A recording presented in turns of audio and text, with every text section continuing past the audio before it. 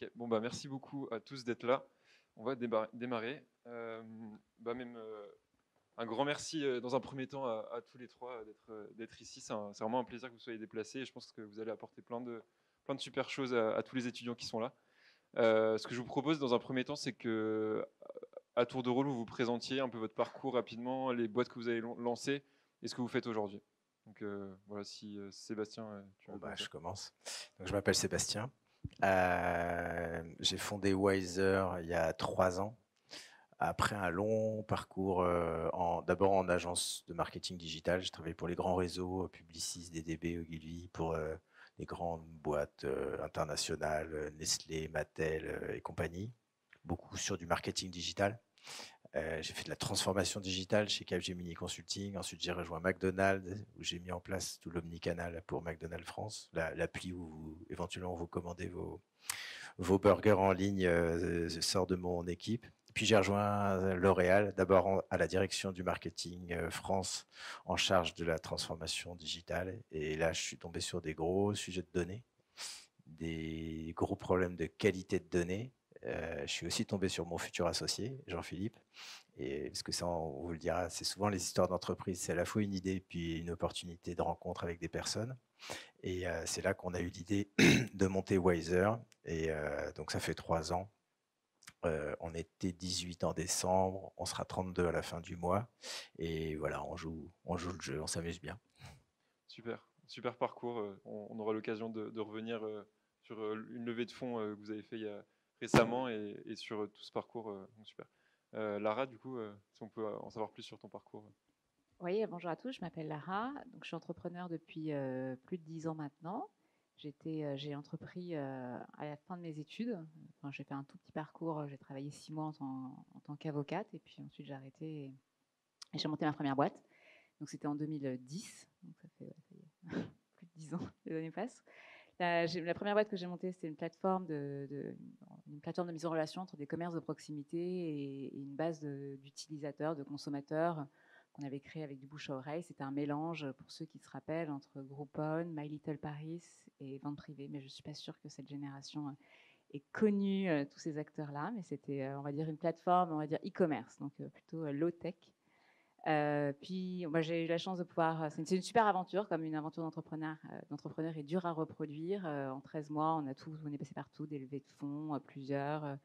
On a revendu à un groupe américain qui cherchait à s'implanter sur le marché européen et du coup, on leur a cédé l'activité et puis on a joué le rôle de filiale française dans ce groupe pendant 2 ans après. Donc voilà, j'ai vu beaucoup de choses dans le cadre de cet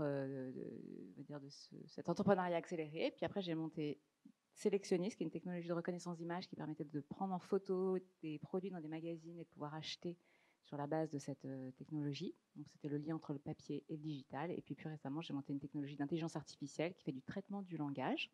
Voilà pour mes activités entrepreneuriales. Et à côté de ça, je suis investie dans le monde associatif depuis longtemps, dans le cadre de France Digital, où je suis au board depuis maintenant plus de 4 ans. Et plus récemment, c'est avec cette casquette que je suis venue aujourd'hui. Je suis présidente de la French Tech Grand Paris.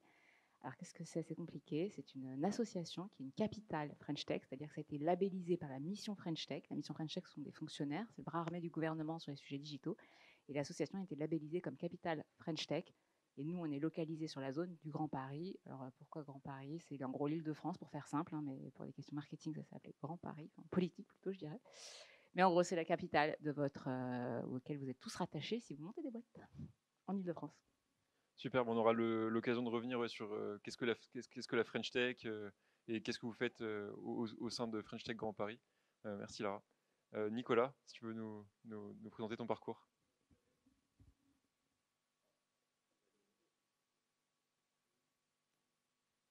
On va prendre celui-là, ça marche aussi. Donc, je suis Nicolas Benedi.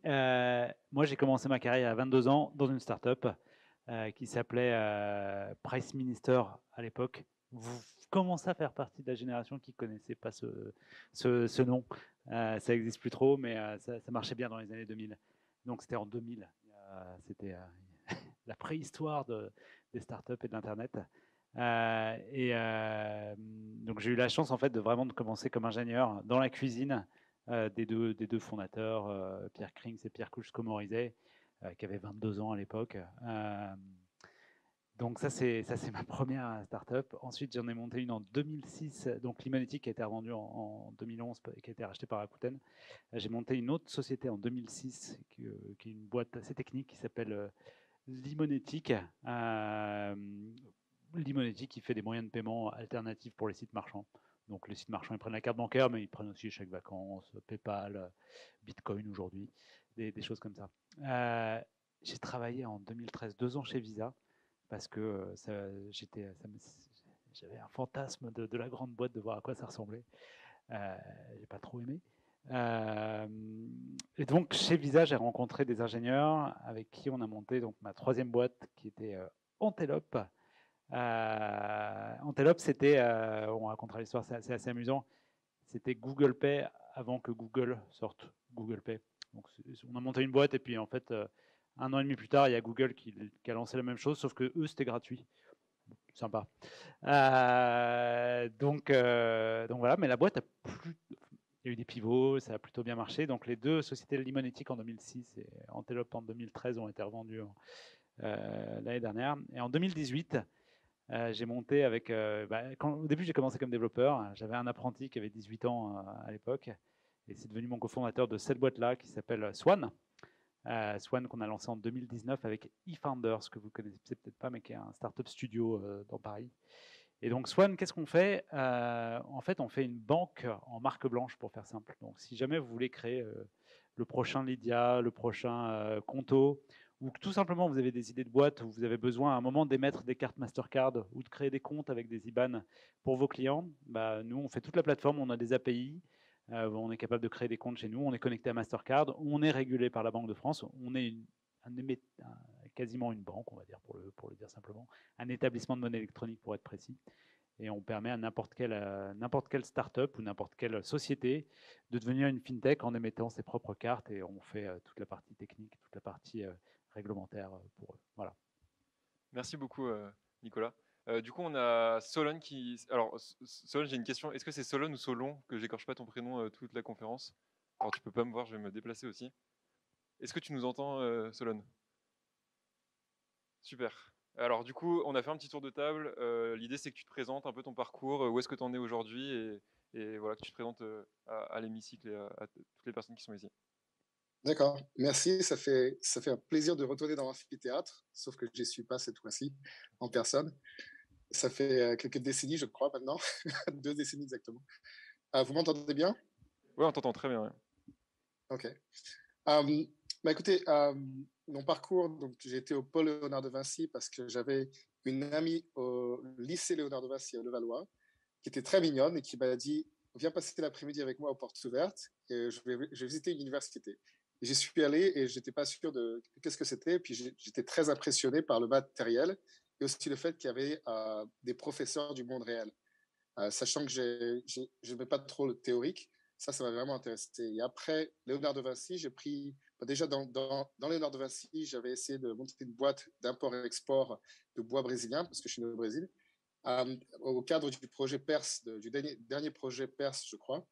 Et on était tombé très rapidement sur des problèmes, parce que c'était à l'époque où EcoCert, la certification sur les bois écologiques, sont rentrés. Donc en fait, l'idée d'importer du bois d'Amazon rare protégé n'a pas très bien fonctionné. On a eu notre première commande de 30 000 euros, ce qui était incroyable à l'époque pour nous en tant qu'étudiants. Et puis, 2 mois après, on a fermé la porte de la structure qu'on voulait monter. Donc, après ça, je suis parti avec un VIE. Je ne sais pas si ça s'appelle encore comme ça. En fait, je suis parti dans Silicon Valley pour relancer une start-up française, mais aux États-Unis. Donc, c'était une technologie qui venait d'une société de Agnières. Et ils avaient besoin de quelqu'un pour faire tout avec. En fait, ça a commencé avec un verre de vin, avec un VC qui était de passage à Paris. Je me souviens, c'était à Lilton, près de la gare Montparnasse. Et d'une discussion à une autre, et tu fais, nous, on va t'offrir un billet simple pour venir avec nous. Tu seras payé au travers du VIE. Et on ne garantit pas si dans 6 mois, tu rentres chez papa avec un échec, ou si d'ici 6 ans, tu t'achèteras des maisons et tout va bien. Donc je suis parti rejoindre l'aventure pour relancer cette start-up. Et ça a été une école après l'école. Et dans la Silicon Valley, entre 2005 et 2007, à l'époque où il y avait Y Combinator qui était en train de s'installer, David Sachs commençait Gamer, les réunions là-bas, c'était pas aussi grand que maintenant, et les réunions là-bas étaient incroyables. Les gens étaient très compétents, ça m'a beaucoup appris. Après que 2 ans, j'avais ma petite amie qui m'a rejoint à San Francisco du Canada, qui était en fait une étudiante en échange à Léonard de Vinci que j'avais rencontrée quelques années avant. M'a dit qu'elle veut rentrer au Canada, et j'ai été me fonder ma famille au Canada. J'ai travaillé 6 ans. Donc, si vous voyez, là, mon parcours, ça a été un petit peu, comment dire, très influencé par Léonard de Vinci. J'ai rencontré la mère de mes enfants à Léonard de Vinci. J'ai rencontré les premières opportunités entrepreneuriales. Et ensuite, après avoir passé 6 ans dans le monde corporate au Canada, je suis retourné dans les startups parce que j'ai essayé de faire semblant que je n'étais pas fait pour les startups, mais ça a recommencé tout de suite. Donc, j'étais le réparateur local de startups early stage qui ne fonctionnaient pas bien, Soling, 360 Pi, Apixibot. Et puis finalement, j'ai le zero to one, ce que j'avais fait dans la Silicon Valley, de commencer de zéro et en étant seul fondateur, me démangeait beaucoup. Donc, j'ai décidé de faire Mindbridge il y a 7 ans et d'apprendre et de mettre en pratique toutes les choses que j'avais vues avant. Dès que l'intelligence artificielle au Canada, il y avait un white paper en 2014 qui est sorti. Et dès que j'ai vu ça, il faut l'amener dans le monde de l'audit fiscal et dans tout ce qui est financial reporting. Donc, en fait, maintenant, après Mindbridge a eu beaucoup de succès, reconnu par Forbes, reconnu par le World Economic Forum. Je suis devenu un des 100 influenceurs aux États-Unis dans la accounting tech. Et en fait, j'ai sorti des fonds au fur et à mesure que Mindbridge a grandi. Et puis maintenant, je gère une gestion de fonds qui était un groupe d'entrepreneurs qui avaient investi dans Mindbridge. Ça s'appelle Fresh Founders, où il y a 7 entrepreneurs au succès et une communauté de 150 fondateurs qui investissent, créent, forment des sociétés et créent des amitiés de longue date. Donc, pour vous donner une idée du calibre des gens dans ce groupe que je gère, où je suis managing partner, Harley de Shopify a rencontré Toby là-bas. Dans Mindbridge, mon CTO, mon CEO, je les ai tous les deux rencontrés là-bas. Donc, c'est vraiment un vivier de talent et d'idées de capital qui est vraiment génial à gérer. Et c'est ce que je fais aujourd'hui tous les jours. C'est pour ça que je suis à Miami en train de rechercher des deals et investir dans des sociétés. Merci beaucoup, Solon. Est-ce que tu peux me confirmer que tu nous entends bien? Pardon? Est-ce que tu peux nous confirmer que tu nous entends bien? Parce qu'on a peut-être des petits problèmes de micro. Je t'entends. C'est très difficile, mais je t'entends. C'est compréhensible. Ok, bon, on va essayer de parler fort. Excuse-nous pour ce petit désagrément. En tout cas, merci beaucoup pour ce parcours. Moi, ce que j'ai retenu, c'est qu'il tu étais un peu une sorte de globe-trotter entrepreneur. Tu as fait plein d'endroits, plein d'entreprises. On aura l'occasion de revenir sur tout ça. Ma prochaine question, c'est, je remarque en fait que vous avez tous vraiment le profil entrepreneur, que ça a vraiment l'air d'être une passion et vraiment quelque chose qui vraiment se loge au plus profond de vous. Ma question, c'est qu'est-ce qui vous a poussé à choisir cette vie? Qu'est-ce qui a fait que vous êtes aujourd'hui dans ce métier entre guillemets d'entrepreneur et de création d'entreprise?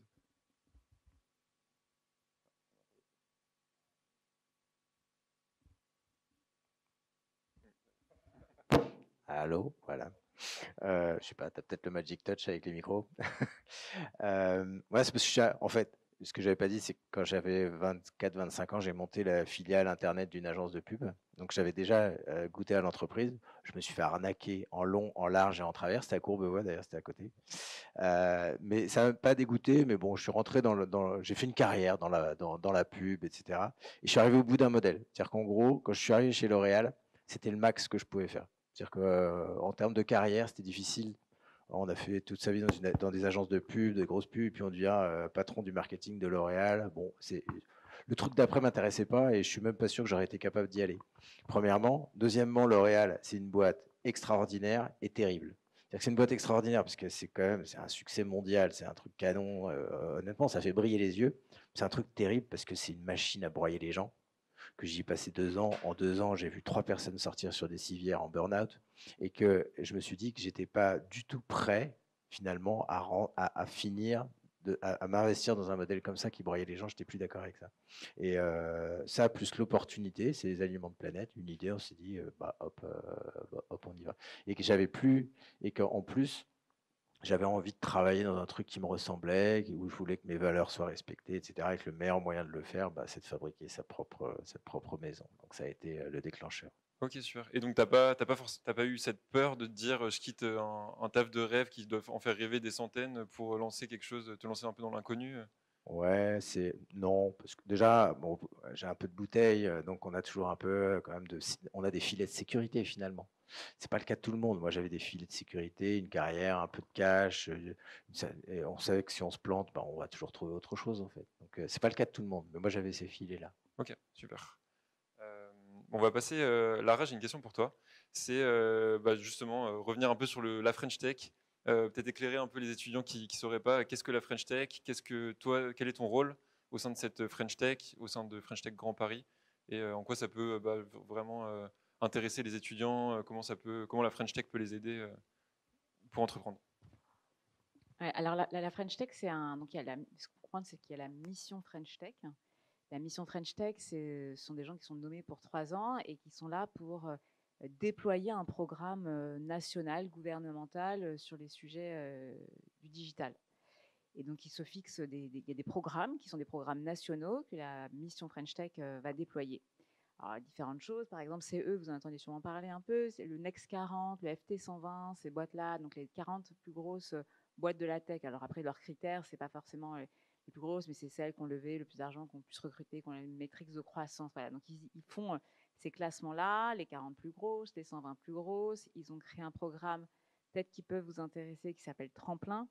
Tremplin, c'est un programme pour favoriser l'entrepreneuriat divers. Donc c'est quand on ne vient pas d'un milieu, d'une certaine zone de Paris. Enfin, en gros, c'est faire en sorte que l'entrepreneuriat ne soit pas réservé aux sentiers dans Paris, Paris 2, Paris 9 et tous des écoles d'ingénieurs. Et faire en sorte que ce soit plus inclusif et plus divers. C'est un programme qui, quand on rentre dedans, ce qui est assez extraordinaire, c'est que on soumet ce projet, on passe différentes étapes, on est validé. Ensuite, on est accéléré par différentes plateformes d'incubation ou d'accélération qui sont souvent les incubateurs de l'Île-de-France. Donc, on va être attaché après un de ces incubateurs. Et le ministre Cédric O, secrétaire d'État au numérique, va regarder dans ces petits papiers, va suivre les boîtes du Next 40, va suivre les boîtes French Tech 120 et puis va suivre les boîtes tremplin. Donc, quand il y a des événements à Bercy, un peu, on va dire, chicos, sont invités les grandes licornes françaises et les boîtes tremplin. Voilà. Donc, la French Tech, c'est ça, en fait. C'est comment on essaye de faire rayonner à l'international, favoriser l'émergence de licornes. Et vous avez vu, alors là, ça s'est un tout petit peu calmé, mais en l'espace d'un mois, en janvier, il y a eu un nombre de licornes sorties qui est complètement colossal. On a 26 licornes en France. C'était prévu dans le plan, normalement, d'Emmanuel Macron pour 2025. Et on a dépassé ce chiffre en janvier 2022. Donc, c'est vous dire à quel point l'écosystème est complètement florissant et très très dynamique en ce moment, mais c'est pas parce qu'on n'est pas une licorne ou la trajectoire d'une licorne qu'on ne peut pas quand même avoir sa place au sein de la French Tech. Donc la mission French Tech, c'est ça, c'est déployer des programmes nationaux pour faire émerger et favoriser l'entrepreneuriat, accélérer le recrutement d'étrangers. Quand on a en tant que startup, un des problèmes, c'est la pénurie de talents techno, pénurie de talents sales. Comment on fait venir des talents de l'étranger, comment on leur trouve un visa rapidement pour qu'ils puissent travailler. Et ensuite, il y a des capitales French Tech. Parce qu'avec la mission French Tech, vous n'allez pas pouvoir leur parler simplement. Ils sont peu nombreux et évidemment, ils doivent gérer l'intégralité du pays. Et donc, ont été déployées des associations qui ont été labellisées par la mission French Tech comme des capitales French Tech, qui sont, eux, vos points de contact. Et donc, où que vous soyez, dans les principales régions de France, voire même à l'extérieur de la France, vous avez une capitale French Tech près de laquelle vous pouvez, pour le coup, là, frapper à la porte et des gens vont vous recevoir et vous pouvez, du coup, les contacter en disant je veux rejoindre l'association, j'ai des questions, je veux ci, je veux ça. Donc, ce qu'on va faire, par exemple, pour ces entrepreneurs, nous, dans le cadre de la French Tech Grand Paris, on a à la fois beaucoup de boîtes Next 40, French Tech 120, et puis aussi il y a des entrepreneurs plus petits. On aide à tous les niveaux. Et ce qu'on va faire, c'est par exemple permettre d'avoir des raccourcis, des accès plus facilités aux services publics. Vous avez des questions auprès de l'URSSAF, auprès de l'INPI. Est-ce qu'il faut déposer un brevet, pas déposer de brevet? Comment je fais? Je parle à l'international. Comment je m'organise? Toutes ces questions-là où vous devez être en contact avec des organismes publics, par exemple, la French Tech peut vous permettre d'y accéder. On va faire des conférences sur différents sujets. Vous avez besoin d'une aide sur du recrutement. On va travailler avec d'autres startups qui peuvent vous passer des accès, monter des deals pour avoir accès à des plateformes de recrutement. On peut monter différents programmes de façon à pouvoir aider les sujets. Après, on ne peut pas tout faire. Et dans le cadre, je vous donne l'information, dans le cadre de la French Tech Grand Paris, les programmes aujourd'hui sur lesquels on est particulièrement actif, ce sont les sujets deep tech. Donc, si vous montez une boîte dans la deep tech, n'hésitez pas à venir nous solliciter. On travaille de façon étroite avec le plateau de Saclay. Il y a une communauté Capital French Tech également à Saclay. Il y a beaucoup de labos de recherche. Il y a un autre sujet qui est l'inclusion. Donc là, c'est notamment tremplin. On a un sujet Smart City, ville connectée, JO 2024. Si vous êtes monté des boîtes en lien avec ça, n'hésitez pas à vous manifester parce qu'on peut vous mettre en connexion avec la métropole du Grand Paris pour vous permettre de scaler votre produit à l'échelle de toute l'Île-de-France. Et le dernier sujet, c'est le financement, l'accès au financement. Alors, je pense que quand on monte une startup en Île-de-France, l'accès au financement n'est pas très difficile à trouver. Les VC sont sur place, ils sont très visibles, les business angels sont là. Mais bon, si jamais il y a besoin d'aide sur la partie financement, la mission French Tech, la French Tech Grand Paris peut être amenée à faire des tables rondes ou donner un coup de main sur ces sujets-là.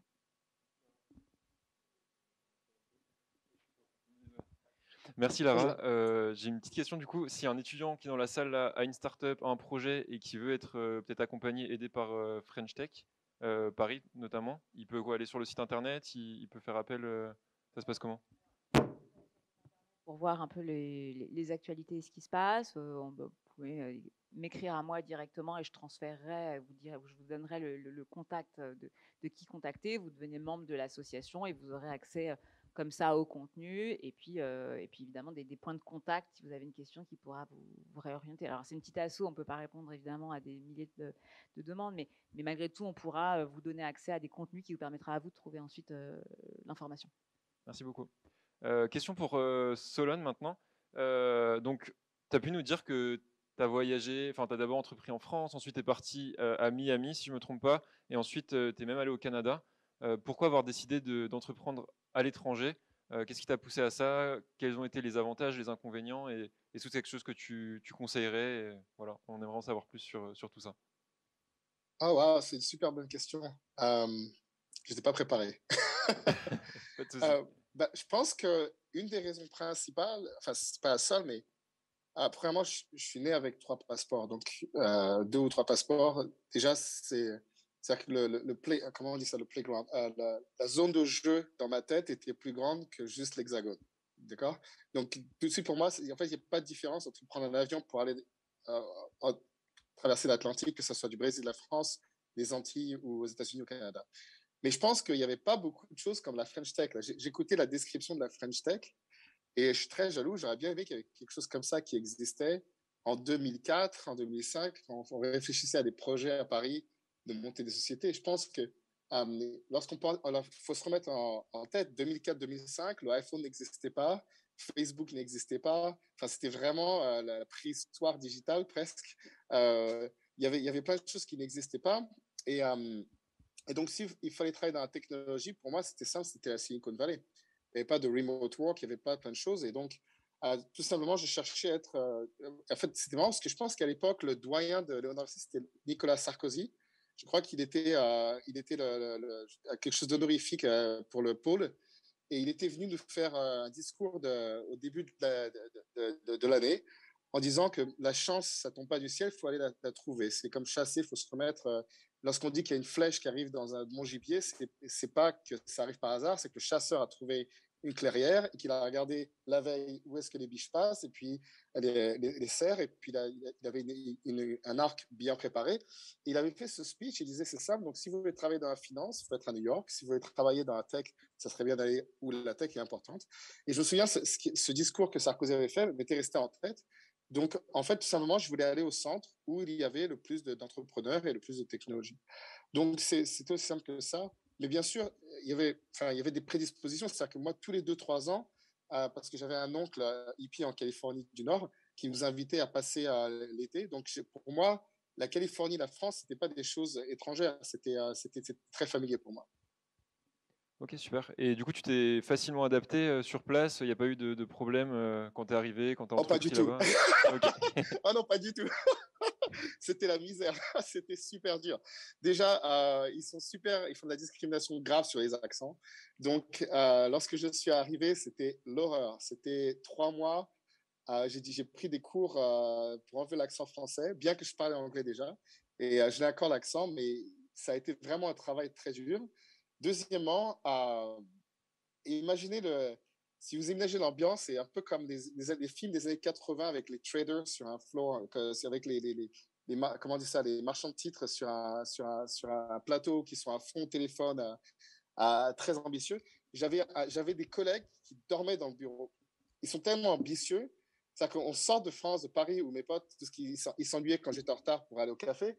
Et je suis arrivé dans un endroit où le samedi soir, il y a des gens qui sont encore dans le bureau en train de dormir pour envoyer des propositions de vente. C'était vraiment comme sortir dehors et d'un seul coup, il fait super chaud. Et tu commences à transpirer, tu ne sais pas ce qui se passe. C'était le même effet, c'était un choc thermique quand je suis arrivé. J'ai fait une dépression, mais au bout d'un moment. Et aussi, la différence d'horaire de 8 heures, ça fait qu'on n'est plus connecté avec la famille. Et donc, trop de travail. Je travaillais 100 à 110 heures par semaine pendant 7 jours. C'est 100, 110 heures par semaine, 7 jours par semaine. Donc, au bout d'un an, le corps, il ne tient pas, quoi. Donc, mais ça m'a appris, j'ai appris beaucoup, beaucoup de choses. Aussi la taille du marché américain, mais ça a été très difficile l'adaptation. Ça a été extrêmement difficile, faut pas se cacher. Et pareil, quand je suis arrivé au Canada, à chaque fois qu'on change de pays, c'est pas parce qu'ils parlent le même langage qu'ils ont les mêmes normes. Alors, aux États-Unis, j'ai appris à être assez direct et agressif et vraiment, vraiment, vraiment intentionnel avec mon ambition. Et au Canada, on m'a appris à mettre mon ambition un petit peu, mettre un peu de glace dessus, un peu de froid canadien, et avant tout penser à comment la communauté, ils sont plus collectifs, quoi. C'est pas comme la France, mais ils sont un peu plus collectifs, on joue ensemble. C'est-à-dire qu'il n'y a pas un héros qui sort du lot, quoi. Donc non, ça a été très dur l'adaptation. Faut pas se cacher, faut pas se leurrer là-dessus. Il y a un choc. Les cultures, c'est des choses très, très, très importantes. Et quand on change d'un pays à un autre, par exemple, New York est plus facile pour les Parisiens que San Francisco. Les normes à New York sont beaucoup plus proches que celles de Paris. Donc désolé pour la longue réponse, mais je pense que c'était une très bonne question. Ah non, c'est super intéressant. Merci, merci Solon pour cette super réponse. On va passer maintenant à Nicolas.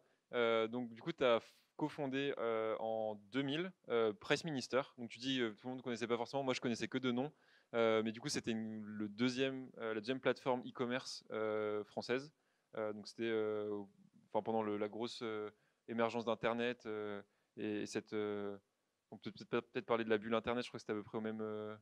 Tu pourras peut-être nous en parler rapidement, mais c'était juste avant. Juste avant, voilà. Donc peut-être tu pourras nous en parler. Mais du coup, qu'est-ce que ça fait d'être le deuxième dans une grosse startup comme ça Est-ce que tu peux nous en parler de voilà comment t'es arrivé là et comment ça se passait Comment je suis arrivé, parce que l'histoire elle est amusante.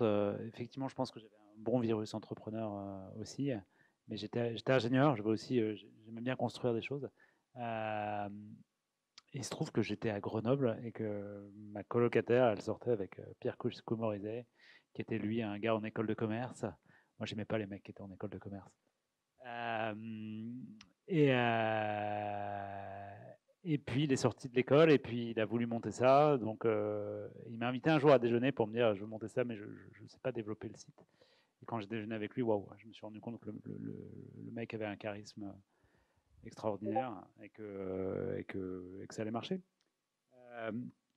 C'est une autre époque et en même temps, ça n'a pas tant changé que ça. C'était Paris 2e, tu disais. Il y avait déjà des investisseurs à l'époque. Il y avait déjà une bulle Internet. Je ne dis pas qu'on est dans une bulle aujourd'hui, mais peut-être. Et c'était hyper excitant. C'était original aussi. Aujourd'hui, c'est presque banal, mais de mon école d'ingénieur, on était 60. Je devais être le seul à bosser dans une start-up, quoi. Voilà. Ok, intéressant. Donc, donc sur 60 personnes, tu étais le seul à bosser dans une startup. Est-ce que c'était quand même quelque chose. C'était un terme qui était connu déjà, le mot startup, quand on en parlait ou pas Ouais, ça s'appelait déjà startup. Effectivement, on essayait des fois de dire PME pour pas dire startup, pour pas effrayer les banquiers ou quand on leur parlait. Mais non, il y avait déjà tout cet écosystème qui venait de naître en fait. Okay. Et du coup, c'était à la fin de tes études ou ça a même été pendant tes études Non, c'était vraiment pile poil à la fin de mes études. Pile poil à la fin, voilà. Ok, d'accord. Et du coup, tu as vraiment vécu toute l'expansion du tout début, vous avez monté le projet jusqu'au géant que c'est devenu par la suite. Alors moi, je suis parti relativement vite. Au bout de 3 ans, c'était un petit peu le deal. Je voulais faire un tour du monde, mais c'était un autre sujet. Donc j'ai vu en fait juste le démarrage, mais qui est la boîte qui passe de 1 à 100 en quelques années, et surtout qui passe, ce qui m'avait énormément impressionné à l'époque. Donc Pierre Couchesco, il était revenu, il avait fait des vacances aux États-Unis, il était revenu le 1er août. Le 5 août, on était 4. Le 30 août, il avait levé 5 millions de francs. C'était en francs. Donc en moins d'un mois, à une époque où ça se faisait pas du tout, et pour moi c'était on était dans la science-fiction, dans ce qui se faisait à l'époque, et la rapidité d'exécution, le goût pour l'action, pour avancer quoi qu'il arrive, pour aller très très très très vite. Et le site, on l'a sorti fin décembre, alors qu'on avait démarré, on était dans la cuisine mi-août, quoi. Okay. Même aujourd'hui, je ne suis pas sûr qu'on serait capable d'aller aussi vite que ce qu'on a fait à l'époque. Ok, top. Et donc, du coup, tu avais quoi, 22, 23 ans quand tu as commencé? J'avais 24 ans. Ouais. 24 ans, ok. Et donc, en août jusqu'en décembre, vous étiez combien déjà dans l'équipe? Au début, on était 3, donc les 2 cofondateurs et puis moi. Et en décembre, on devait être 25. 25, ok. Et donc, 25. c'est toi qui gérais, c'était quoi? C'était principalement des devs ou il y avait, j'imagine, des commerciaux aussi? Non, ouais, il y avait des devs, il y avait des commerciaux, un petit peu le même modèle qu'aujourd'hui. Les devs, c'était pas exactement pareil. On avait des serveurs physiques, on avait des choses. Ok. Donc, et c'est toi qui gérais toute cette partie-là? J'ai rapidement compris qu'il fallait que je trouve un chef. Ok, d'accord. Tu peux nous en parler peut-être ou... Ouais, ça fait partie de. J'ai commencé à développer, et puis au bout de. J'ai fait venir un de mes copains d'école d'ingé, on a commencé à faire le site, et puis on a commencé à se rendre compte que la vie, fabriquer un vrai site web compliqué avec beaucoup de règles de gestion, on commençait à se mettre la pression. En fait, c'est peut-être un peu plus compliqué que ce qu'on pensait. Et donc rapidement, on a recruté notre chef, quoi. Ok, super. Oh, incroyable. Et je conseille, c'est super de monter des boîtes quand on est très jeune, mais c'est bien de se faire entourer par des gens qui ont un tout petit peu plus d'expérience. Bon, il avait 30 ans, c'était pas non plus Si, pour vous, c'est un vieux. Mais, okay. Et tu t'y es pris comment du coup pour trouver ce profil qui, j'imagine, vous a beaucoup aidé du coup Voilà, c'était en 2000, on avait dû passer des petites annonces. Ok, d'accord. Ok, parfait. Alors, on a d'autres questions. Ouais, on va passer maintenant. Donc, tous les quatre, vous avez tous levé des fonds. Donc, si je refais le récapitulatif, Swan, c'était 16 millions d'euros. YZR, c'était 12 en tout, d'accord. Ok, donc 2 dernièrement, mais 12, c'est ça, en tout? Ok, on va 10 dernièrement et en tout 12 millions d'euros. Mindbridge, du coup, pour Solon, c'était plus de 30 millions d'euros. Et pour Levia... 50. Pardon? 50. Ah, 50, ok, bah, je suis mal informé alors. Et pour Levia.ai, c'était 1 million d'euros? 100, allez, 100. Licorne. C'était du coup? Ok, des boîtes présentes, ok. Et donc du coup, peut-être vous pouvez nous parler un peu de qu'est-ce que c'est de lever des fonds, comment vous y êtes pris, est-ce que c'était facile, combien de temps ça a pris, à quelle étape de votre entreprise vous l'avez fait? Alors déjà, lever des fonds n'est pas une obligation. C'est-à-dire qu'il y a une voie pour développer les boîtes qui sont ou de l'investissement. Donc, on va chercher l'argent des autres, on l'investit dans sa boîte pour augmenter. Et il y a aussi, et la plupart des boîtes sont comme ça, qui font de la croissance rentable. Tu vends du service et tu factures de l'argent, tu fais de la marge, et avec cette marge, tu investis sur des talents, sur de la tech, etc. Et tu fais de la croissance rentable. Et ce sont deux voies qui sont d'excellentes voies, qui sont très, très différentes. La croissance rentable, c'est plus lent, on va plus lentement, mais en même temps, on ne perd pas d'argent et on reste propriétaire de sa boîte. Le fait de lever des fonds, c'est quoi? C'est le fait de vendre un bout de sa boîte, une tranche, 20%, et on la vend très cher à des gens qui vont parier sur vous. Donc c'est super parce que vous avez du cash, mais en même temps, vous lâchez des bouts, donc vous diluez, ce qui s'appelle. Donc c'est une mécanique qui est très très différente. Et quand vous vous lancez dans un projet entrepreneurial, surtout quand vous êtes en association avec quelqu'un, c'est un point super important. Mettez-vous d'accord sur ce que vous voulez. Est-ce que vous voulez aller vite à cramer un max de la thune des autres, ou est-ce que vous voulez aller plus lentement, mais rentrer votre argent et créer votre propre valeur? Ce sont deux bons projets, mais il faut savoir auxquels vous voulez adhérer, parce que dans les deux cas, ça va requérir des compétences différentes, des niveaux de stress différents. C'est pas un qui est plus stressant que l'autre, hein, c'est juste deux histoires différentes. Et c'est vrai qu'on parle beaucoup des levées de fonds, et c'est super. On ne parle pas assez de projets industriels, de PME, de mecs qui font de l'anodisation d'aluminium à Poitiers et tout, et qui ont des projets. C'est des boîtes formidables avec énormément d'innovation et qui passent vraiment sous le radar de la communication. Et c'est des magnifiques projets entrepreneuriaux aussi. Donc c'est vraiment important de valoriser ces deux sujets. Après, je vais vous laisser témoigner de vos expériences de levée de fonds. Oui, bah, moi, j'ai fait différentes levées de fonds à différents moments sur différents projets. Il n'y a pas forcément d'anecdote particulière.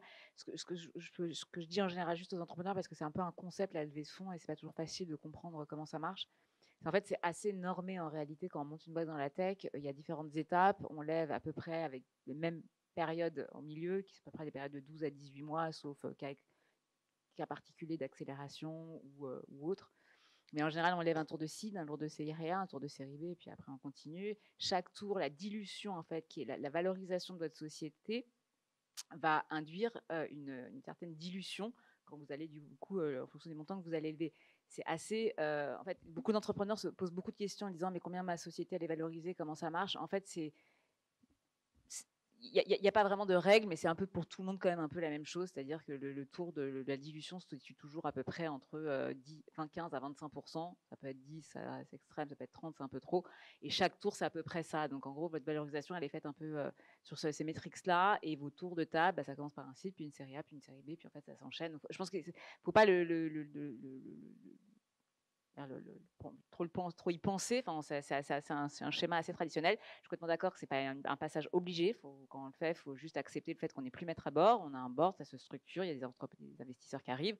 C'est pas une fin en soi. En fait, on s'en fout de lever des fonds. Ce que vous allez créer, c'est pas là. C'est juste que si dans votre produit vous avez besoin d'accélérer et que ça nécessite d'avoir des fonds parce que pour X raisons, parce que c'est une plateforme, parce que vous avez besoin de recruter des utilisateurs, parce que c'est la techno, vous avez besoin de recruter des devs, alors la levée de fonds est indispensable, mais c'est pas une obligation. Et vous pouvez monter des super boîtes sans levée de fonds, quoi.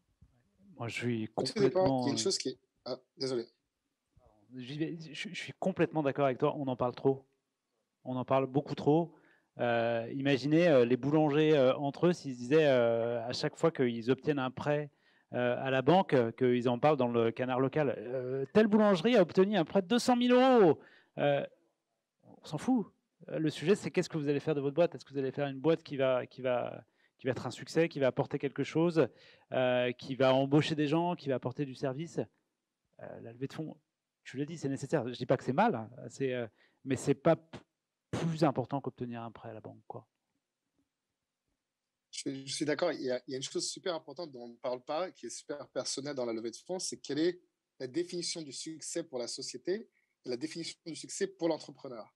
Donc, la définition du succès, moi, je prends l'exemple toujours de trois sociétés, MindBridge et Element AI. Donc, c'est deux sociétés sœurs qui avaient en fait les mêmes investisseurs dans la seed round, qui était Real Venture.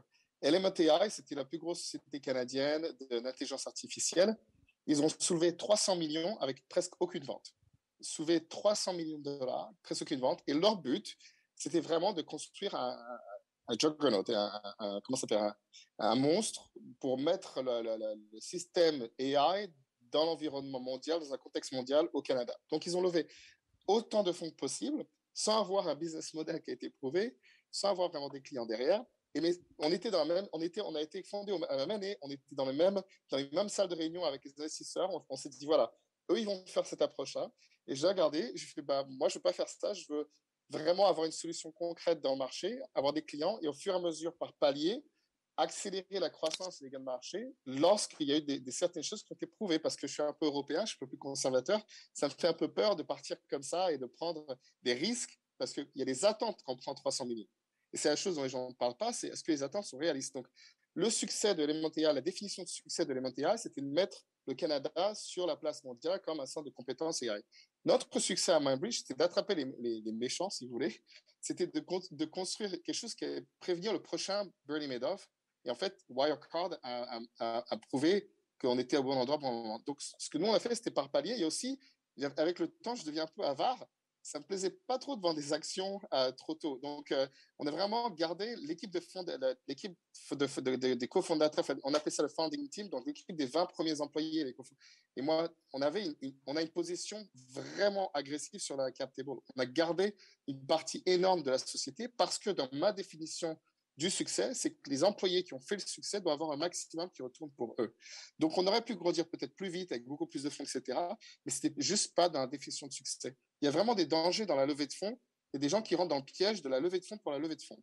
C'est-à-dire qu'ils orientent tout le business juste pour satisfaire l'attraction des investissements externes. Et c'est là où ça implose et ça fait vraiment des gros problèmes parce que ça enlève la crédibilité à tout le marché de la technologie quand ces choses-là implosent. Voilà, donc je suis désolé, je dois y aller, j'ai un comité de direction qui commence maintenant, mais bonjour à tout le monde, je vous souhaite une bonne soirée.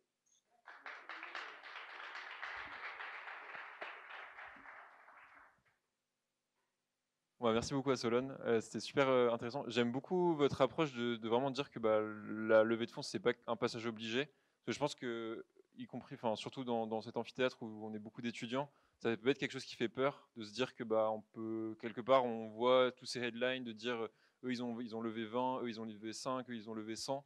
Et nous, on est là, on se dit, finalement, si on ne lève pas de fonds, on a l'impression qu'on ne peut pas entreprendre. Et je pense que c'est un bon signal de se dire, voilà, on peut faire une première vente qui va nous permettre de financer les 10 prochaines et qui va nous permettre de financer les 1000 suivantes. Voilà. Ouais, non, juste à préciser là-dessus, c'est qu'en plus, les levées de fonds sont à mettre en rapport avec son secteur. Il y a des secteurs sur lesquels les levées de fonds sont stratosphériques parce que le secteur doit marcher comme ça, et d'autres secteurs pour lesquels c'est nettement moins indispensable, où les levées sont plus petites. Donc, il ne faut pas aussi les regarder en se disant juste si j'ai pas. Aujourd'hui, par contre, c'est clair que ce qui se dit, c'est si tu n'as pas levé 50 millions, tu ne fais même pas de communiqué de presse, quoi. Parce que tu te dis ça va intéresser personne, ce qui n'était clairement pas le cas il y a 10 ans. Bon, blague à part, en effet, on est tous d'accord, c'est pas un passage obligé, faut pas tout miser là-dessus, faut en effet pas juste monter une boîte pour lever des fonds, et c'est pas l'élément de succès de votre boîte. Ok, super. Du coup, Lara, j'aurais une autre question pour toi. Donc, tu es présidente de la French Tech Grand Paris. J'imagine que tu rencontres des entrepreneurs vraiment émérites au quotidien. Et ma question, ce serait de connaître un peu quel est le dénominateur commun de tous ces entrepreneurs.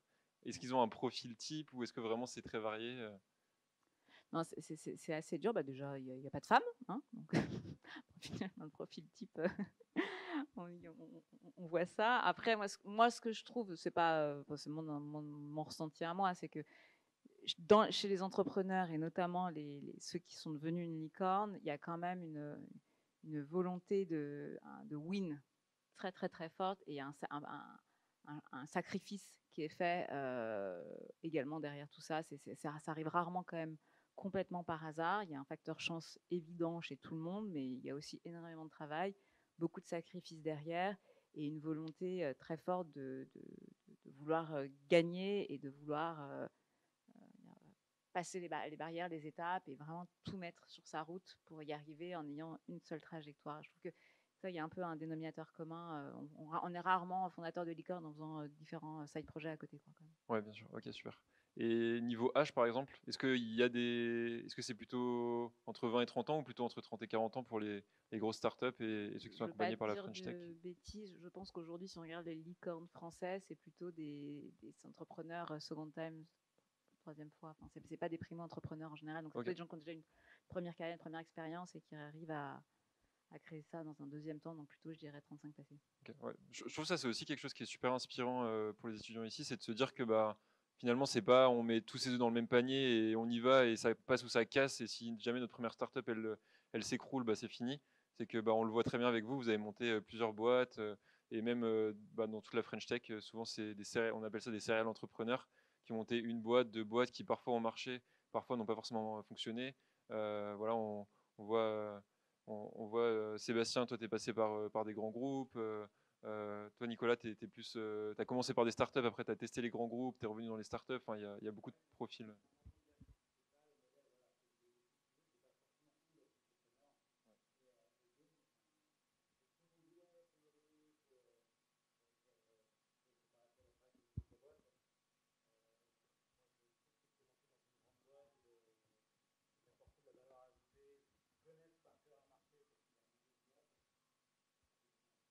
Ouais, clairement.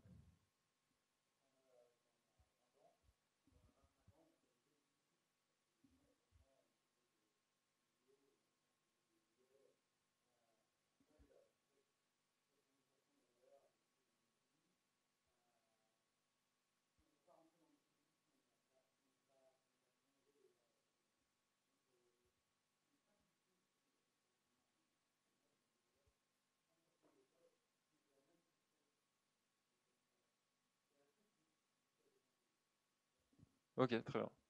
Parce que finalement, Sébastien, c'est ce que toi, tu as fait. Donc, tu étais dans une industrie que tu connaissais du coup, j'imagine, par cœur.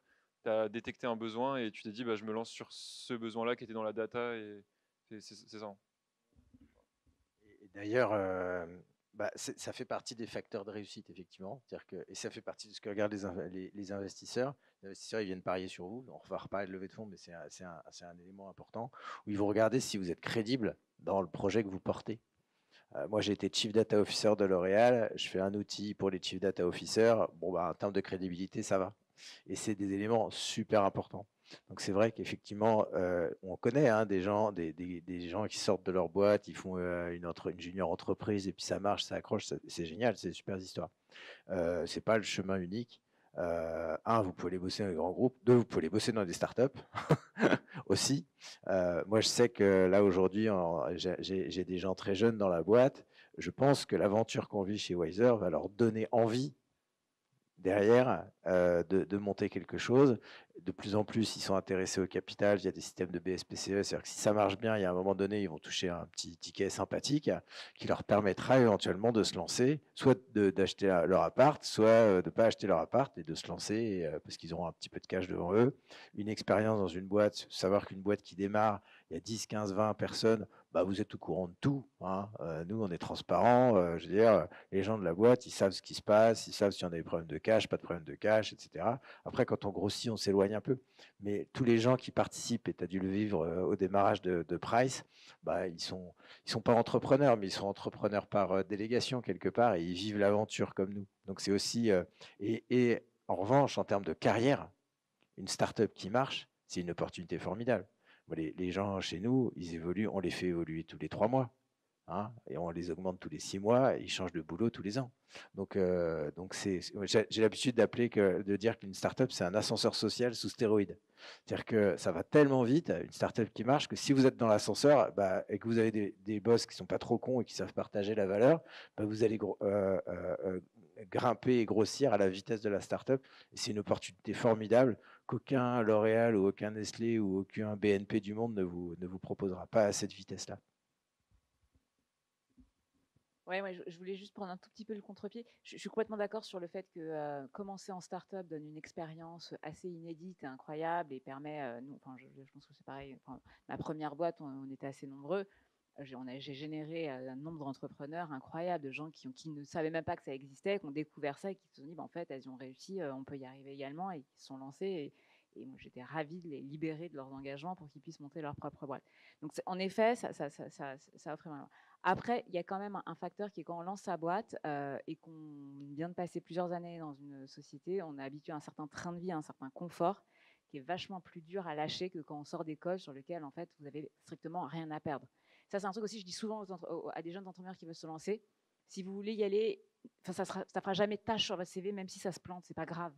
Tentez, ça vous apprendrait énormément et vous mettrez sur votre CV que vous avez lancé une start-up, elle a duré 6 mois, 1 an, et puis vous basculerez et ensuite vous serez un peu cramé, donc vous irez vraisemblablement passer un petit tour chez d'autres startups ou en grand groupe, vous apprendrez et puis vous recommencerez.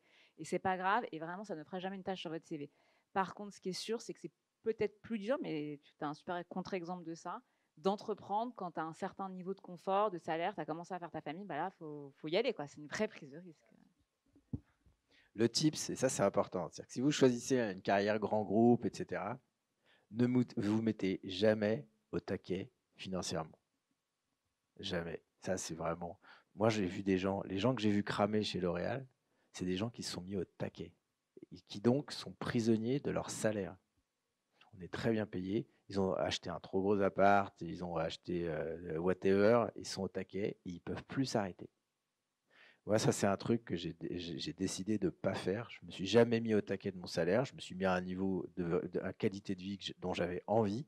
Ce qui veut dire que le jour où j'ai voulu me barrer de chez L'Oréal et je me suis retrouvé au chômage, votre rémunération, elle tombe très brutalement. Ça n'a quasiment rien changé à ma qualité de vie. Je suis un peu moins parti en vacances, point. Et ça, c'est un élément super important. Life conseil, vous ne mettez jamais au taquet. Ça ne veut pas dire nécessairement fait de l'épargne. Bon, par définition, ça va vous faire de l'épargne, mais c'est parce que c'est ce qui vous permettra d'être libre.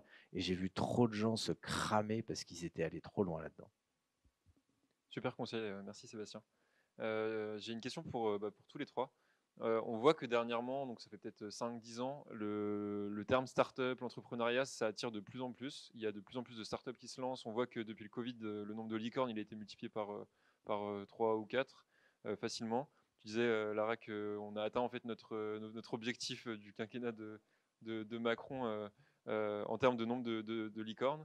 À votre avis, à quoi c'est dû? Et moi, une sorte de peur entre guillemets que j'ai, c'est de me dire peut-être que c'est très spéculatif et peut-être que ça risque de retomber un jour. Est-ce que vous pensez que c'est le cas ou pas? Est-ce que c'est la French Tech qui explose ou est-ce que c'est une sorte de, de bulle un peu Déjà, il y a plein de questions. Est-ce que c'est un modèle de société que tout le monde soit entrepreneur? Non.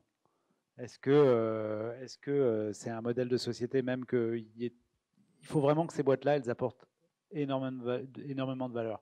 Si on veut monter des boîtes comme ça, il faut que ça devienne les Google de demain, peut-être pas les Google, mais la 10e, la 15e boîte tech. Quand on regarde le modèle de la France d'il y a 40 ans, c'était on faisait des centrales nucléaires, on faisait des Concorde, on faisait des TGV, mais en fait, ça marchait pas si mal. Donc si on fait toutes ces boîtes-là, il faut que ça marche. Après, sur le côté bulle, je vous raconte juste mon histoire parce que c'est marrant. Moi, je suis arrivé effectivement pile poil quand j'ai commencé ma carrière au top de la bulle de 2000. Il y a eu une bulle en 2000 où les startups étaient complètement survalorisées et ça s'est effondré. Du jour au lendemain, on ne pouvait plus lever d'argent. Du jour au lendemain, il n'y avait plus aucun investisseur. Et en fait, il y avait une décorrélation totale. À la fois, c'était complètement survalorisé avant la bulle, et après, c'était complètement sous-valorisé. C'est-à-dire qu'Internet était quand même un marché prometteur. Et donc, ça a permis à toutes les boîtes qui ont levé juste avant que le rideau se ferme de se retrouver tout seul sur un marché qui était quand même qui marchait. Les pubs, il y avait déjà des pubs sur Internet c'était pas AdWords, mais coûtait rien du tout. Et finalement, ça a permis à toutes les boîtes de quand même plutôt bien marcher. On ne sait jamais si on est dans une bulle ou si on l'est pas. On le sait après en fait.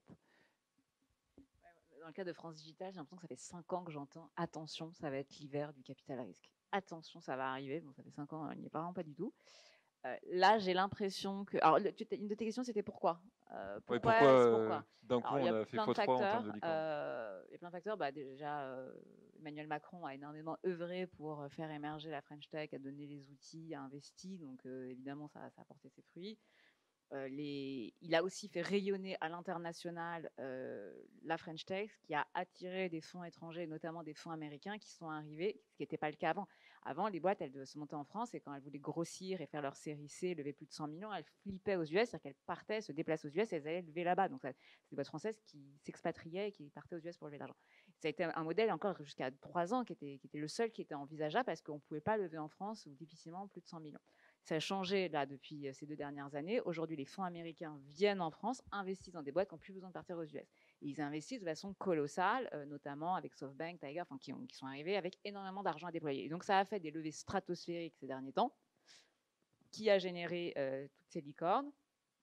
J'ai l'impression que ça commence un tout petit peu à se ralentir. Est-ce que c'est le phénomène, évidemment, de la guerre en Ukraine qui, de toute façon, apaise un peu les choses? Même avant ça, j'entendais dire quand même que les marchés se tendaient un tout petit peu aux US et qu'ils commençaient à lever le pied. Je pense que là, les montants qu'on a atteints du début d'année, je pense, c'est pas une tendance qu'on va forcément garder ou amplifier. Maintenant, de là à dire que je pense pas qu'on aura la bulle qu'on a eu en termes de le marché sera toujours très valorisé, ça sera toujours bien. Maintenant, on n'aura peut-être pas les valos qu'on a un peu folles. Après, quand est-ce que ça va arriver exactement? Ok, du coup on va peut-être redescendre un peu au niveau, plus proche du sol pour être plus accessible pour tout le monde. Très simplement, est-ce que vous auriez un conseil à donner à toutes les personnes dans la salle? Et avant, j'ai oublié de le dire, vous avez des QR codes un peu dans toute la salle et vous pouvez les scanner pour poser vos questions. Et ensuite, on aura une petite session de réponse aux questions. Donc, n'hésitez pas à vraiment poser vos questions. Vous pouvez voter pour celles qui vous intéressent. Comme ça, elles vont remonter tout au-dessus et vous serez sûr qu'elles seront posées. Voilà. Du coup, la question, c'est tous les étudiants qui sont dans la salle ici, s'ils veulent entreprendre, vous leur conseilleriez quoi? De commencer par où? De commencer maintenant? Voilà. Le petit conseil, la petite anecdote peut-être perso. Il y en aurait plusieurs, mais je dirais qu'effectivement, intéressez-vous aux startups. et considérez-les pour vos stages et pour vos premiers jobs. Inscrivez-vous sur Welcome to the Jungle et allez regarder. Sachez qu'aujourd'hui, les plus gros, ça fait partie des plus. Si l'argent dégouline à flot sur les boîtes parisiennes, cet argent, il va être dépensé en quoi? Essentiellement en salaire, en fait. Et en salaire auprès de gens comme vous. Donc ça. Et les startups, comme je disais, c'est vraiment possiblement des aventures de carrière d'1 an, 2 ans, 3 ans, voire plus, qui peuvent être franchement formidables. N'allez pas n'importe où. Regardez Balance ta startup. Toutes les startups ne sont pas des Eldorado, loin s'en faut. Sachez que le rapport de force aujourd'hui, il est inversé. Moi, quand je fais passer les entretiens, c'est moi qui passe l'entretien. C'est pas la personne que je recrute. On a tellement besoin de talent qu'aujourd'hui, c'est vous qui choisissez. C'est pas les boîtes qui vous choisissent. Donc, profitez-en. C'est véritablement, quand on est aujourd'hui quelqu'un de votre génération, avec la formation que vous pouvez avoir ici, etc., vous êtes les rois du pétrole. Et ça ne veut pas dire, rêvez pas sur des trucs de rémunération, parce que le marché reste relativement raisonnable sur rémunération, mais ça veut dire que vous pouvez choisir. Et ça, c'est génial par rapport aux générations qui étaient avant vous. Vous pouvez choisir votre boss, vous pouvez choisir votre projet, vous pouvez choisir votre boîte avec les critères que vous voulez. Et ça, c'est une liberté formidable. Profitez-en. Ouais, moi je dirais, si vous choisissez la voie de l'entrepreneuriat, attention, ça prend en fait beaucoup de temps et vous vous embarquez pour vraisemblablement presque 10 ans devant vous, donc c'est 10 ans de vie. Donc choisissez bien aussi le sujet que vous allez adresser, la thématique que vous allez embrasser, parce qu'il faut qu'elle vous parle pendant de nombreuses années, 5 ans à minima, voire peut-être jusqu'à 10 ans. Et quand on monte une boîte, bah, c'est comme quand on fait des enfants, hein, on ne peut pas la lâcher comme ça en cours de route. Donc choisissez quand même un secteur et un thème qui vous parle à vous et qui vous plaît, et entreprenez pas juste pour...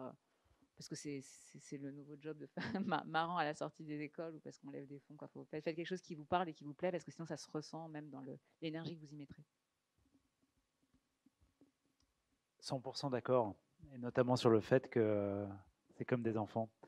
Un job, dans n'importe quelle boîte, vous pouvez vous dire, j'en ai ras le bol, je démissionne. 3 mois plus tard, ouais, vous êtes libre. Même mentalement, en fait, 1 semaine plus tard, vous êtes libre.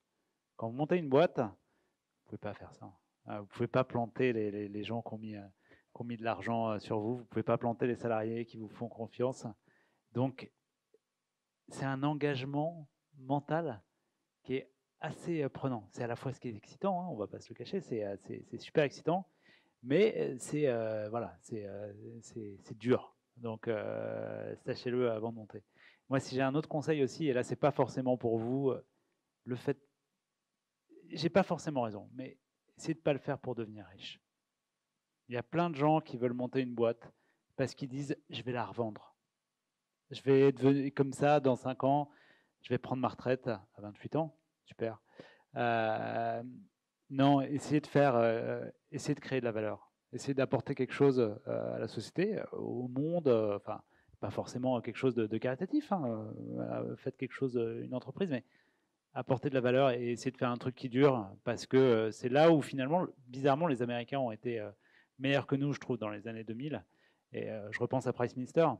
Quand on a monté Price Minister en 2000, en fait, on avait le Amazon européen entre les mains. Sauf que j'adore Pierre Kosciusko-Morizet, ce qu'il a fait, c'est extraordinaire. Mais en fait, Day One, ce qu'il avait en tête, c'était de revendre la boîte. Bah, c'est vachement dommage.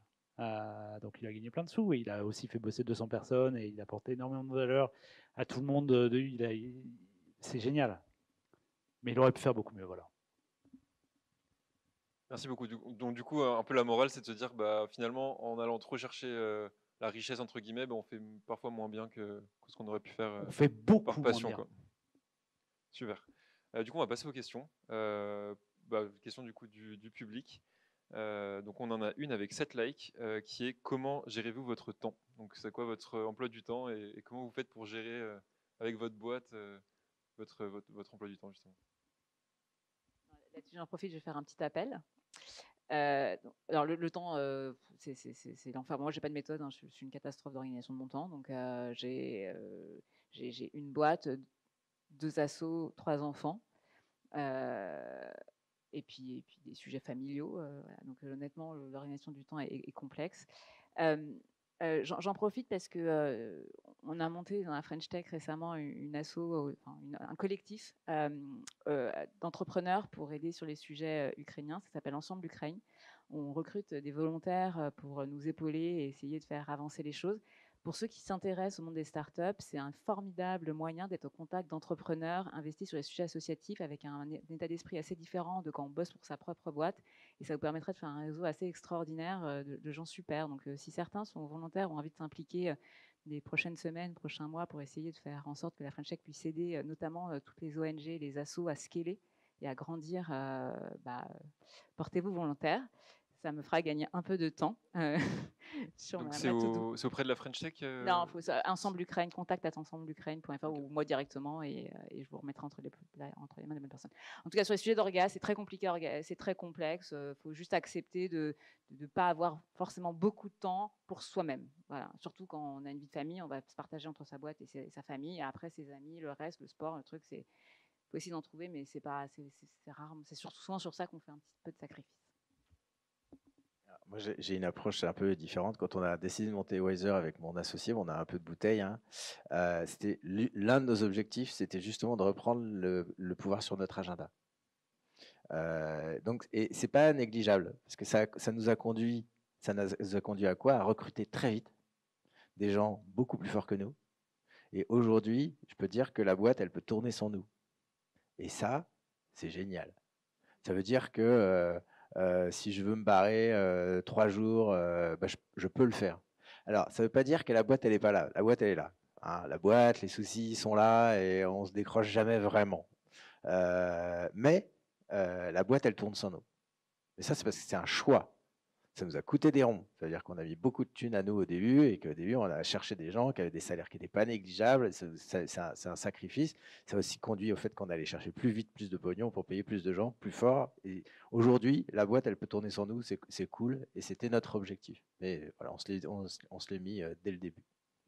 Ok, super intéressant. Donc du coup, ça va, t'arrives à gérer ton temps, tu te sens pas Complètement. Super. Ouais. Incroyable. Bon bah c'est un truc à garder en tête du coup. Nicolas, du coup, peut-être tu peux nous partager si tu as une routine ou une façon de gérer ton temps. Non, moi je suis comme Lara, je prends cher. Franchement, j'ai pas de bons conseils à donner.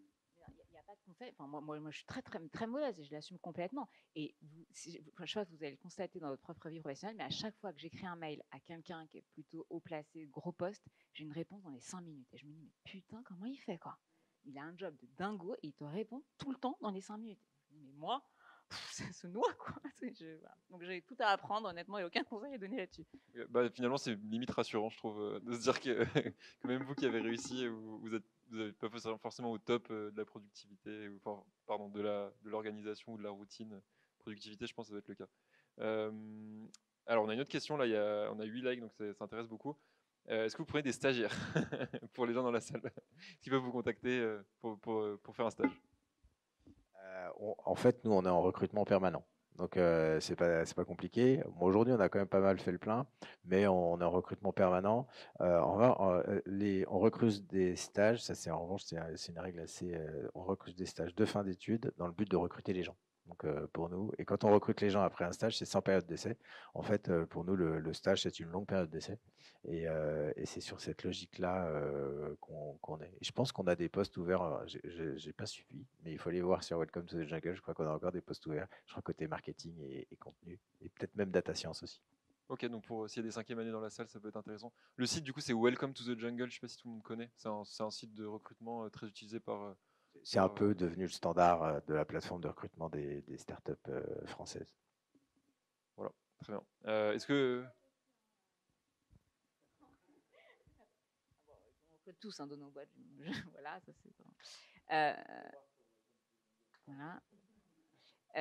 Ouais, et à la French Tech Grand Paris aussi, c'est une façon de tester un peu l'écosystème de façon un peu différente, avec un modèle plus associatif. Mais pareil, vous serez en contact avec plein d'entrepreneurs et vous verrez, ouais, c'est un peu un bain dans la French Tech et on recrute évidemment des stagiaires dans l'assaut pour nous aider à grandir.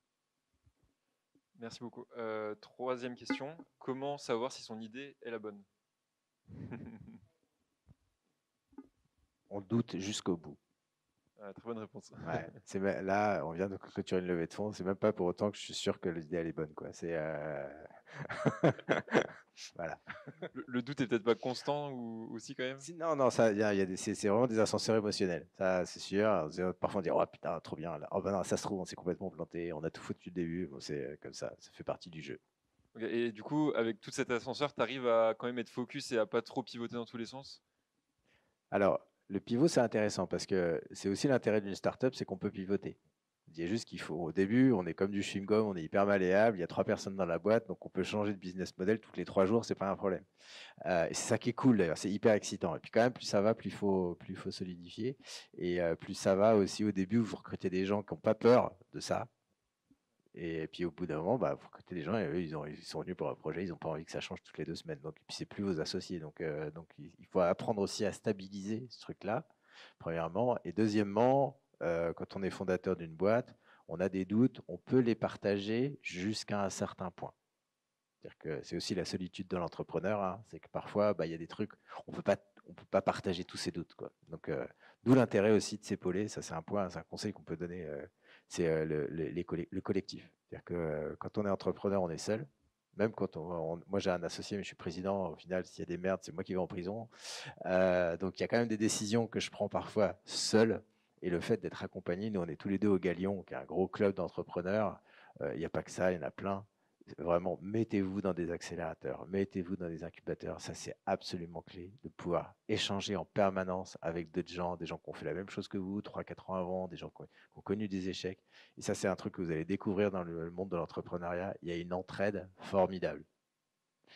Nous, en tant qu'entrepreneurs, on a de l'aide de plein de gens. Des gens qui sont prêts à passer une demi-heure, 1 heure avec nous au téléphone pour dire non, non, on le fait comme ça, comme ça. Et il y a une générosité du temps, des conseils, de l'expertise des gens. Et en claquement de doigts, vous trouvez n'importe qui va vous aider, qui va vous donner qui va vous faire des mises en contact, etc. Et comme grossièrement tout le monde joue ce jeu-là, c'est très utile et c'est vraiment c'est agréable, quoi. On se sent pas, on est seul dans sa boîte, mais on n'est pas seul dans l'écosystème. Moi, je pense qu'il y a, je pense qu'il y a quand même des bonnes idées. Alors, ça ne veut pas dire qu'une bonne idée, ça ne veut pas dire qu'on va réussir à la mener au bout. Je pense qu'il y a surtout énormément de mauvaises idées. Donc, il y a plein de gens qui veulent démarrer des boîtes sur des mauvaises idées. J'en rencontre plein, des jeunes, des copains, des salariés qui s'en vont pour monter leur boîte. Et on le sait, en fait. C'est terrible. Parlez-en autour de vous. Allez voir des copains, allez voir des entrepreneurs qui ont déjà monté leur boîte. Faites-vous challenger. Tout le monde le dit, donc je suis sûr que vous le savez. Il ne faut pas garder votre idée, il n'y a personne qui va vous la piquer.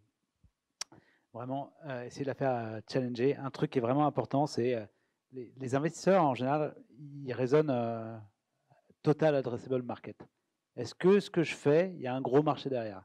Est-ce que ça va intéresser des gens ce que je suis en train de construire? Et partez pas sur une idée où il n'y a que 0,1% de la population qui va être potentiellement intéressée pour acheter un produit qui va coûter que 5 euros. Voilà. Donc, vraiment, s'il y a juste un conseil, c'est celui-là. Le total addressable market, c'est vraiment très important, quoi. Ouais, moi là-dessus, je dirais 2 choses. Très souvent, pour savoir si on a une bonne idée, c'est vraisemblablement d'autres gens ont eu la même idée que vous en même temps. C'est sûrement qu'il y a un time to market. C'est pour ça qu'il ne faut pas hésiter à en parler, parce que c'est comme ça que vous saurez ce qui est en train d'exister, ce qui est en train d'émerger, et vous confronterez vos idées aux autres. Donc généralement, quand on a une bonne idée, on est rarement seul à l'avoir.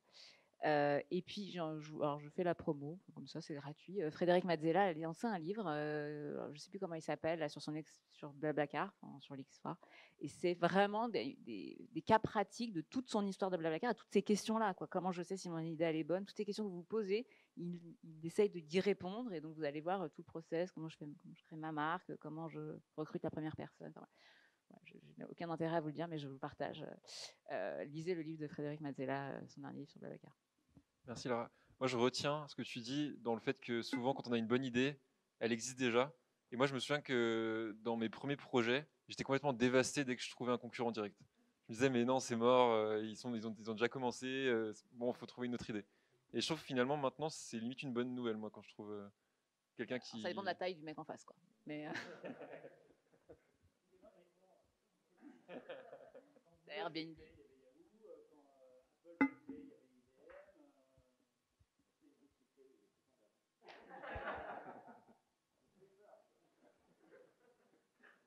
Non, c'est vrai, puis c'est même quelque chose qu'on dit, c'est que c'est rarement les premiers qui deviennent les géants, quoi.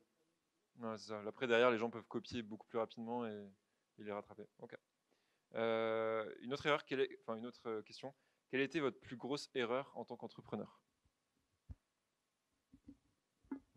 Moi, j'en ai une bonne. Enfin, on a commencé non pas à 2, mais à 3.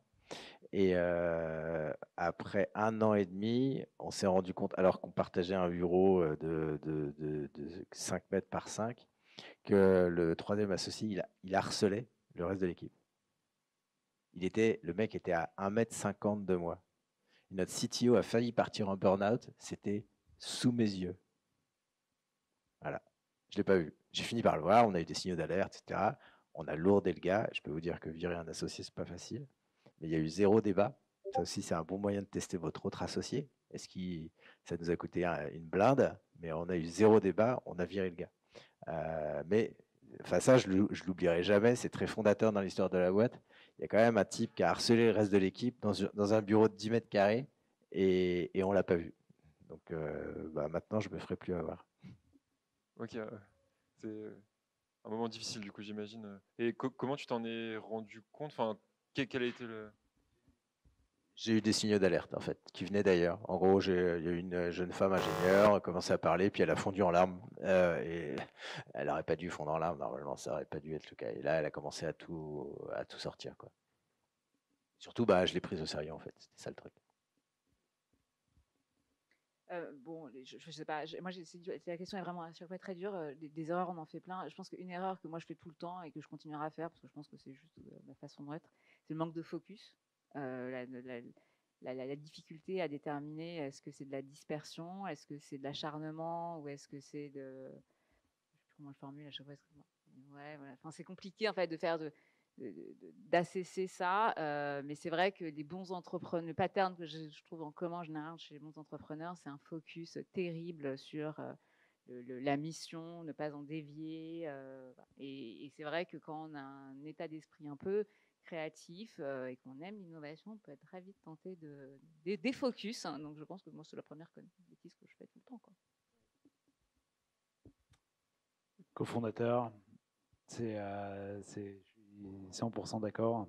C'est comme un mariage. Donc il faut que vous ayez... Le mieux, c'est si vous avez bossé avec lui. Top, quand on est étudiant, si jamais vous avez fait des projets un peu durs avec quelqu'un et que vous avez bossé toute la nuit, qu'il y a eu moyen de se friter, que vous êtes frité et qu'en fait, au final, ça s'est bien passé et que vous aimez bien bosser ensemble, c'est quand même un bon signe parce qu'il y a moyen de se friter entre cofondateurs quand même. Voilà. Est-ce que du coup, vous pouvez, dans une certaine mesure, conseiller de se lancer seul parfois? En tout cas au début? Jamais. Ou non? Ok. Parfait, comme ça c'est une réponse claire. Ne jamais se lancer seul. Peut-être que tu peux nous en dire plus sur pourquoi, les raisons, qu'est-ce que ça apporte en associé? On l'a déjà dit, c'est super dur de monter une boîte. C'est émotionnellement, c'est rinçant, donc faut y aller à plusieurs. Ça c'est le premier point. Déjà juste pour pour pas être tout seul. Et puis deuxièmement parce que on fait vite des conneries tout seul, quoi. Le fait d'être 2, d'être 3, pas plus. Ok. Trop, ça marche pas non plus.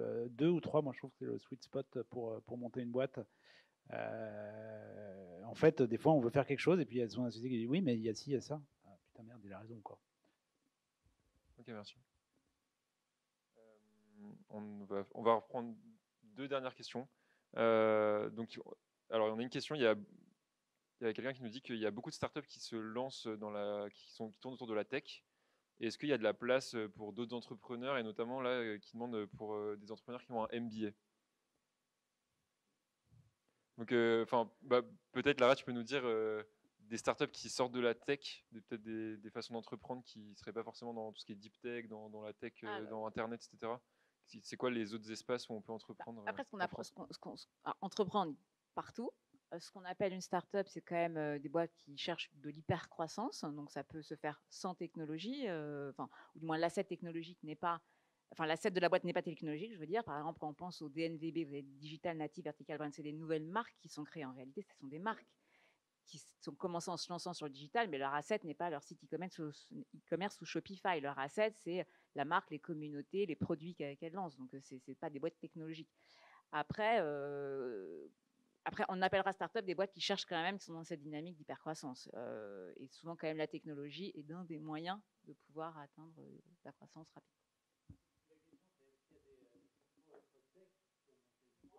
La réponse est non.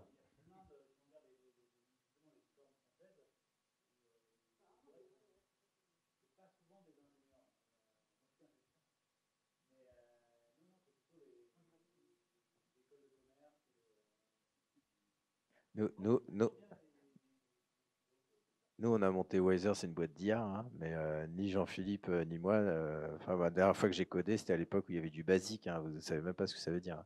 Et donc, j'ai dû faire ça pendant 2 heures. Donc, on est des pisseurs de slides, nous, et des danseurs de claquettes. On ne sait rien faire d'autre. Hein. Et donc, on a cette humilité de savoir que la boîte, elle n'existerait pas sans notre CTO, notre CPO qui sont associés maintenant, etc. Et c'est eux qui construisent le produit. Après, ça ne veut pas dire qu'on ne sert à rien, mais voilà, notre compétence tech, elle est franchement super light. Hein. Moi, je ne résiste pas à plus de 10 minutes de questions. Merci beaucoup. On va prendre une dernière question du coup. Si vous avez déjà eu envie d'arrêter, donc que ce soit une boîte ou d'être entrepreneur tout court, qu'est-ce qui vous a donné la force de continuer de persévérer dans vos entreprises? Le fait d'avoir des cofondateurs, c'est génial parce que c'est vrai qu'il y a quand vous êtes down, lui il est high et vice versa. Donc c'est vrai que ça permet de se soutenir. Ça c'est au tout début, puis après vous grossissez. Moi aujourd'hui, mon énergie, je la tire de l'équipe en fait. Hein. Et donc à partir de ce moment-là, pourquoi s'arrêter? Parce qu'ils sont là, ils sont tous à fond, etc. Et même moi quand je suis un peu down, c'est pas grave parce qu'ils courent, donc c'est cool. Top. Une des qualités premières qu'on retrouve quand même un gros pattern chez tous les entrepreneurs, c'est la résilience, cette capacité quand même à passer, à se prendre des murs, à continuer et à sourire. Enfin, je crois qu'on a quand même ça chevillé encore au corps chez nous, et un optimisme quand même très fort, parce que sinon on n'y va pas. Honnêtement, c'est tellement violent ce que tu te prends quand tu es entrepreneur, qu'en réalité, si tu n'es pas hyper optimiste et que tu ne crois pas que ça va bien se passer, tu n'y vas pas. Donc oui, donc, quand c'est dur, t'es pas bien le soir, et puis tu te lèves le lendemain matin, et puis c'est oublié, tu recommences sur autre chose, et t'es reparti, quoi. Mais parce que je pense que c'est quand même le mindset fondamental et ce qui nous drive tous, quoi.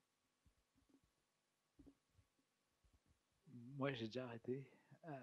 J'ai déjà arrêté 2 startups dans lesquelles j'étais cofondateur. Des histoires assez dures, avec en plus, pour la première fois, pas un burn-out, mais vraiment un fantasme d'arrêter parce que c'est dur. Voilà. Ouais, donc c'est pas quelque chose de forcément facile de monter une boîte, encore une fois. Là, je suis sûr que sur celle que je suis en train de construire, je ne m'arrêterai pas. Mais je trouve que le fait c'est la meilleure image, c'est pas un mariage, c'est avoir des enfants. C'est pas loin de se dire qu'on abandonne ses enfants quand on fait ça, donc c'est pas terrible, quoi. Ok, bon, en tout cas, merci de nous le partager. C'est aussi je trouve, ça enlève ce genre de tabou de se dire que quand on entreprend, quand on se lance dans quelque chose, ça peut pas s'arrêter. Enfin, il faut absolument aller jusqu'au bout. Et du coup, quand tu as arrêté, tu as relancé tout de suite quelque chose derrière ou... Ah non, alors là, non, clairement, quand on a arrêté ça, on a envie de faire une pause quelques mois. Le virus, ça revient, mais c'est trop dur émotionnellement. Par contre, c'était des boîtes qui continuaient à exister. Ce qui est dur quand on monte une boîte et qu'on a votre âge, c'est effectivement le stop ou encore. C'est-à-dire que justement, quand on a une idée qui accroche pas, il faut trouver le bon moment entre non, mais là, il faut que je m'accroche, ça va marcher, il faut que je pivote. Et puis à un moment, non, c'est juste une. Voilà. Il faut savoir soit persévérer, et voilà, entêtement ou persévérance, c'est parfait. Il faut trouver le juste milieu. C'est pas facile. C'est pour ça que c'est bien des fois de parler avec d'autres gens. Ok, mais de toute façon, j'imagine que c'est aussi plein de parcours qui sont peut-être arrêtés prématurément, mais qui t'ont énormément aidé pour construire ce que tu as construit aujourd'hui. Ouais, je pense que c'est toujours ça. Ouais. Ok, merci beaucoup à tous les trois. Merci à Solon aussi.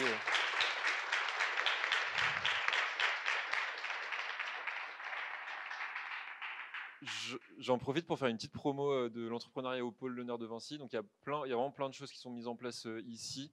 Donc vous avez De Vinci Startup pour ceux qui ne connaissent pas. Donc c'est Maëlys et Julien qui est juste ici.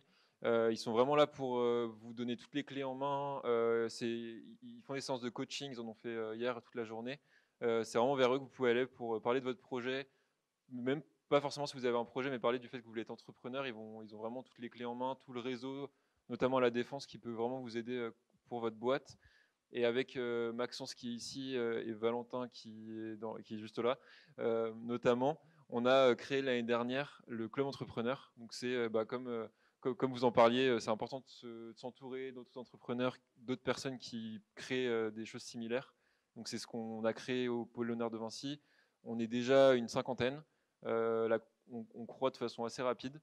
On communique pas trop pour l'instant parce qu'on a envie de créer vraiment un noyau fort entre une cohésion au sein du club. Mais voilà, en tout cas, vous pouvez nous rejoindre.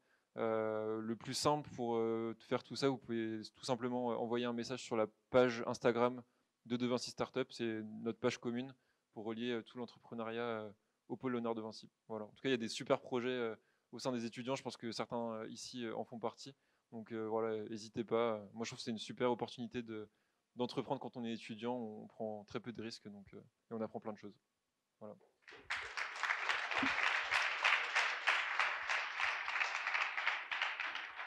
Merci beaucoup.